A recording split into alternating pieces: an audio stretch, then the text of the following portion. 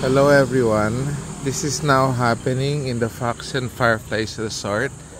Until tomorrow, right? Yes. Until tomorrow, you can come and join the Yoga Fest. Okay. So let's see what's happening.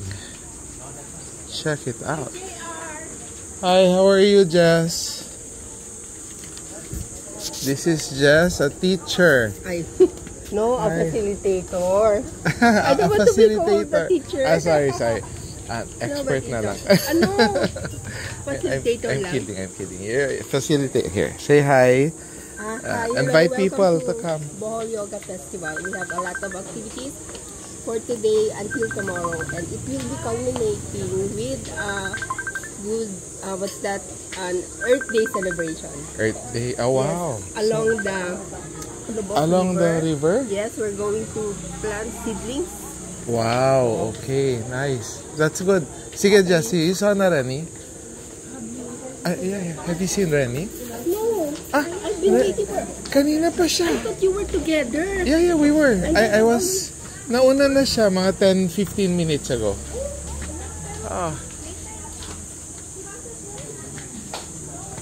Baka she's walking around.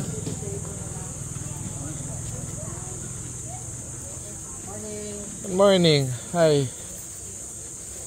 Wow. Okay. Good morning. What are you selling? Sorry? What are you selling? Nuts and berries. Nuts and berries. Yes. Wow. I assume... Great food find Bohol. Wow. That's so cool. That's the name of That's the place. Sige, I'll see you for 2 days naman. Okay, so... See? Very nice. Unique items here. Everyone is preparing because it is D-Day. That's the coffee shop. The coffee shop was on the 2nd floor. Yeah, I'll walk you through the property. This is a very nice resort. Very, very nice resort. And it's a holistic resort. So they're very holistic here, meaning if you check in, expect healthy foods, vegetarian foods. Morning. Okay, expect a healthy type of living. There you can see already practitioners.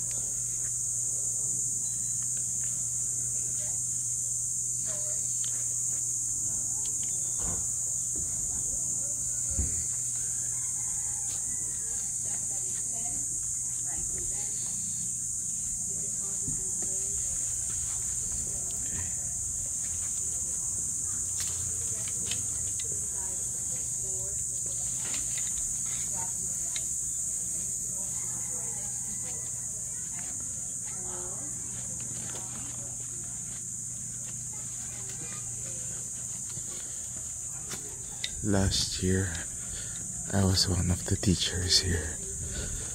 Anyway, I won't talk loud because I will bother them.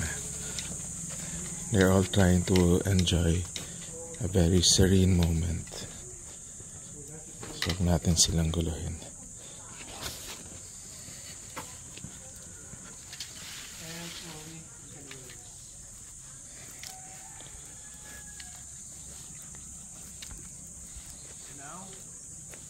In Yoga Makara, which the Acharya says, you have to follow Sirsasana, with Sarvangasana, which is the queen of the asanas, which is the shoulder stand. This is their permaculture garden. Everything here is edible. Lie down flat and get your feet straight up first.